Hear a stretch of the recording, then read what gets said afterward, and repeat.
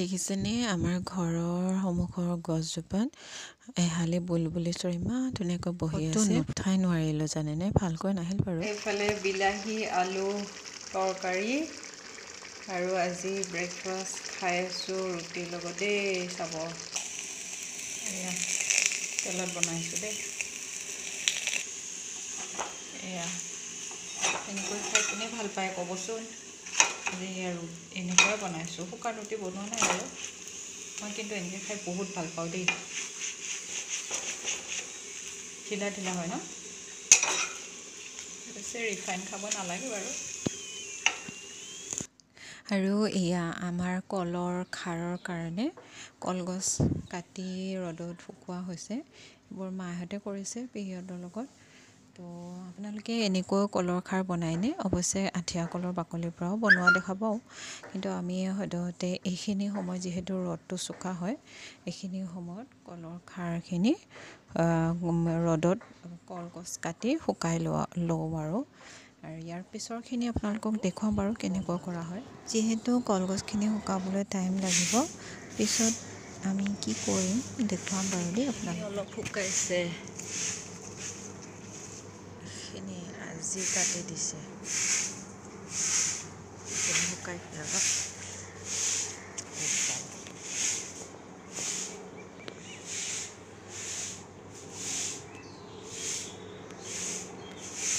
আৰু এয়া এইফালে সন্ধিয়ালৈকে আমাৰ পাহি মইনাই কি কৰি আছে চাব দেই। Good evening. আমাৰ ইয়া পাহি মইনাই লিখিব লৈছে।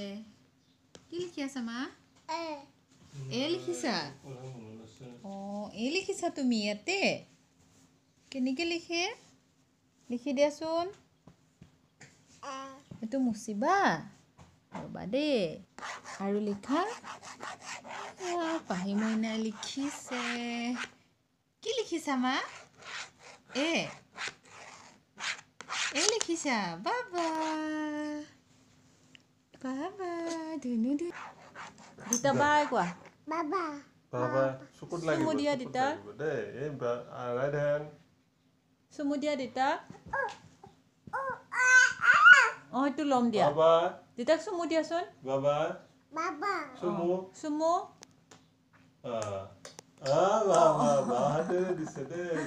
Good girl. এইয়া লিখি আছে। বাছ কি লিখিছা তুমি? হয়তো দিতা গ'ল। বাই কোৱা, বাবাই কোৱা। এ লিখিছা? এ কোৱা। এ দুষ্ট কৰি আছা ন?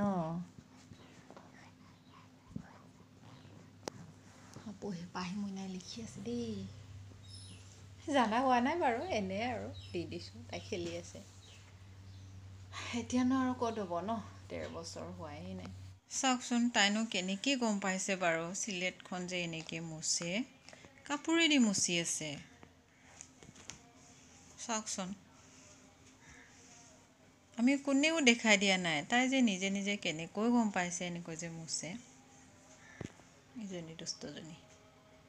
কলমটো মুচিছে, কলমটোও মুচি লৈছা। বা কি লিখি আছা তুমি? কেনেকৈ যে জানে ন, তাই নিজেই জানিছে যে মুচিব লাগে। মানে এয়া আঁকি দিছে যে, এইখিনি চাফা নাই হোৱা কাৰণে মুচি লৈছে।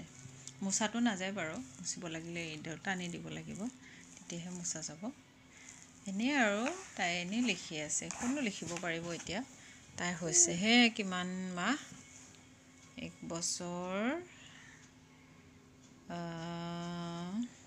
13 মাহ কমপ্লিট হৈছেহে, 14 মাহ চলি আছে। এনেকুৱা নাছিলে ন, চিলেট বা ফলি বুলি কয় হয়নে? আগতেতো আমি মাটি পেঞ্চিলেৰে লিখিছিলোঁহে। এতিয়া যে কি কি বস্তু ওলাই আছে ন। বাৰু যি কি নহওক, ভিডিঅ'টি চাই কেনেকুৱা লাগিলে জনাব দেই। আৰু যদি ভাল লাগিলে লাইক কৰিব, কমেণ্ট কৰিব। আৰু যদিহে মোৰ চেনেলটি নতুনকৈ চাই আছে, অনুগ্ৰহ কৰি ছাবস্ক্ৰাইব কৰি দি যাবলৈ নাপাহৰিব দেই। আজিলৈ আহিছোঁ অন্য এটি নতুন ভিডিঅ'ত লগ পোৱাৰ আশাৰে। বাই।